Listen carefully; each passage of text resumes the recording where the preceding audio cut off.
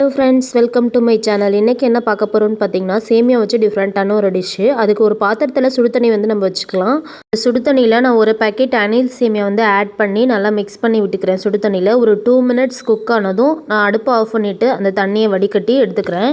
ஒரு கடாய் எடுத்துக்கலாம். அதில் தேவையான அளவு ஆயில் விட்டுட்டு ஒரு ஸ்பூன் வந்து நெய் விட்டுக்கிறேன். நெய் விடும்போது மணமாக இருக்கும், அதனால் நெய் விட்டுக்கிறேன். அடுத்து கடுகு உளுந்தம்பருப்பு ஆட் பண்ணிக்கலாம். கடலைப்பருப்பு ஆட் பண்ணிக்கலாம்.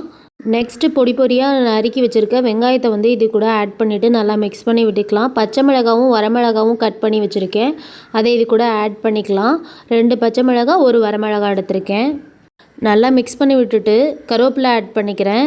ஆட் பண்ணிவிட்டு உப்பு வந்து இதுக்கு வந்து தேவையான அளவு உப்பு வந்து நான் சால்ட் ஆட் பண்ணுறேன். நம்ம தண்ணி சேர்க்க போகிறது இல்லாதனால நான் வந்து சால்ட் ஆட் பண்ணிக்கிறேன், கல்லுப்பு ஆட் பண்ணல. நல்லா மிக்ஸ் பண்ணி விட்டுக்கோங்க. மிக்ஸ் பண்ணிவிட்டு பெருங்காயத்தூள் கொஞ்சமாக ஆட் பண்ணிவிட்டு நம்ம துருவி வச்சுருக்க கேரட்டை வந்து இது கூட ஆட் பண்ணி மிக்ஸ் பண்ணிக்கலாம். கேரட் நல்லா வந்து வதங்கணும்.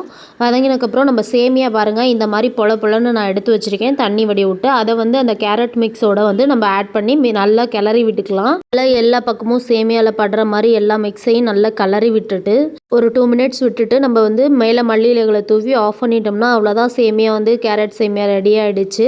இந்த மாதிரி டிஃப்ரெண்ட்டாக பண்ணி கொடுங்க, குழந்தைங்க ரொம்ப விரும்பி சாப்பிடுவாங்க. லஞ்ச் பாக்ஸுக்கும் இது வந்து நம்ம வந்து ட்ரை பண்ணி பார்க்கலாம் ஃப்ரெண்ட்ஸ். இந்த வீடியோ பிடிச்சிருந்தா லைக் பண்ணுங்கள், ஷேர் பண்ணுங்கள். மறக்காமல் நம்மளோட சேனலை சப்ஸ்கிரைப் பண்ணிக்கோங்க. பாய் பாய்.